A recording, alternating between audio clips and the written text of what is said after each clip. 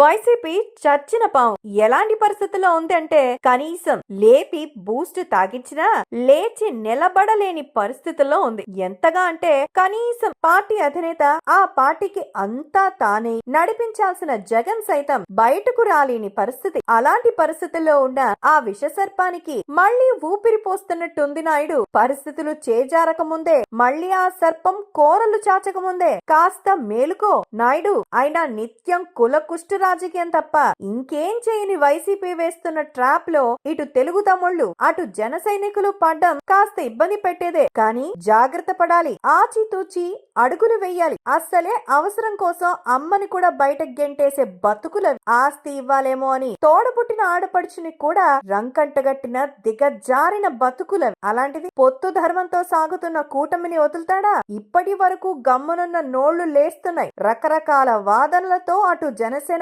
ఇటు పసుపు జనాలపై విష కథనాలు వండి వారుస్తున్నాయి. లోకేష్ టార్గెట్ గా, మరోపక్క పవన్ ని పావుగా వాడే రాజకీయం సగటు సామాన్యుడికి అర్థమవుతుంది. మరోపక్క పవన్ టార్గెట్ గా లోకేష్ ని బూచిగా చూపి నడిపిస్తున్న చిల్లర రాజకీయం కళ్ళకి కట్టినట్టు కనిపిస్తోంది. ఏ మాత్రం ఏమరపాటుగా ఉన్నా నష్టం భారీగా ఉంటుంది. ఇప్పుడిప్పుడే ఊపిరి పోసుకుంటున్న పసి ఆంధ్ర రాష్ట్రం మళ్లీ ఉనికి కోల్పోయే ప్రమాదం ఉంది. ఆలోచించు నాయుడు. విష ప్రచారాలకి, వాళ్ళు చేస్తున్న తప్పుడు విమర్శలకి చెక్ పెట్టేలా సరికొత్త మార్గం ఆలోచించు. చట్టాలు కఠినం చేసినా పర్వాలేదు, తప్పుడు రాతలు రాసే కొడుకుల తాట తీసే. లేదంటే మళ్లీ వాడి చేతికి పగ్గాలిచ్చి మరోమారు తనని తాను కోల్పోవడానికి పసి ఆంధ్ర రాష్ట్రం ఏమాత్రం సిద్ధంగా లేదు.